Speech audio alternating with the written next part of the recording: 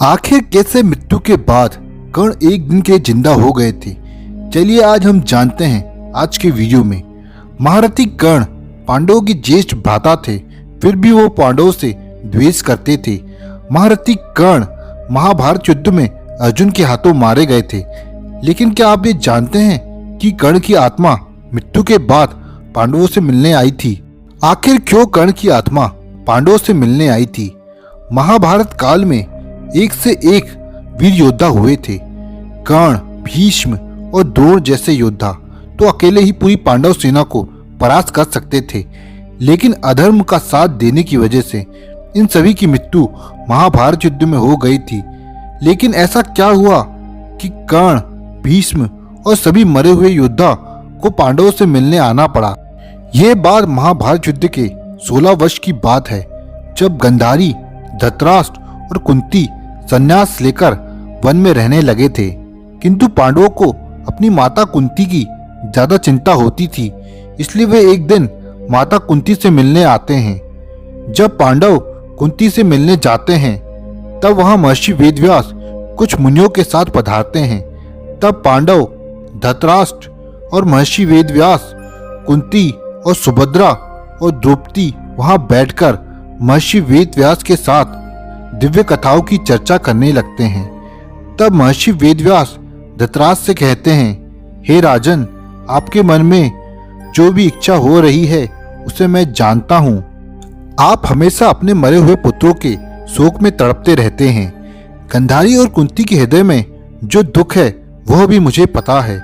सुभद्रा के मन में अपने पुत्र अभिमन्यु की मृत्यु का जो दुख है उसे मैं जानता हूँ। मैं आपकी इन समस्याओं को जानता हूँ। आप बताइए, मैं आपको क्या वरदान प्रदान करूं? महर्षि वेदव्यास की इन बातों को सुनकर धृतराष्ट्र ने कहा कि कैसे दुर्योधन की मूर्खतापूर्ण कार्य के कारण सभी योद्धा मारे गए और जिन राजाओं ने भी दुर्योधन का साथ दिया वे भी मारे गए। धृतराष्ट्र की इन बातों को सुनकर वहां बैठे सभी लोगों के मन में उन मरे हुए योद्धाओं की याद में वे शोक करने लगे। तब गांधारी महर्षि वेदव्यास से कहती है, हे मुनिवर, मेरे पुत्रों को मरे हुए 16 वर्ष हो गए हैं और धृतराष्ट्र आज भी अपने पुत्रों की मृत्यु का शोक करते हैं। हे महर्षि, आप तो अपने तप के बल से दूसरी सृष्टि का भी निर्माण कर सकते हैं। फिर महाराज, धृतराष्ट्र को अपने पुत्रों से मिलाना आपके लिए कौन सी बड़ी बात है? द्रौपदी मुझे अपनी सभी वधुओं में प्रिय लगती है। इस बेचारी के तो सारे भाई बंधु और पुत्र इस युद्ध में मारे गए, जिसके कारण यह बहुत दुखी रहती है। श्री कृष्ण की बहन सुभद्रा सदैव अपने पुत्र अभिमन्यु के वध से दुखी रहती है। जब गांधारी ने कहा तब कुंती ने अपने तेजस्वी पुत्र कर्ण को याद किया। जब वेदव्यास जी ने कुंती को देखा तो कहा, हे देवी, आप किसकी याद में डूबी हुई हैं? आप कुछ कहने की इच्छा है तो आप कहे।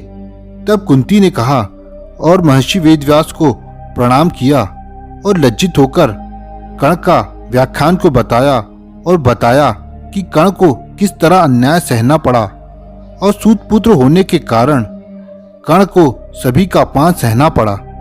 इन सभी की बातों को सुनकर महर्षि वेदव्यास ने कहा, आज सारा संसार आज मेरे तपोबल को देखेगा। गांधारी, आज रात तुम अपने पुत्रों और उनके मित्रों और सारे मरे हुए योद्धाओं को देखोगी।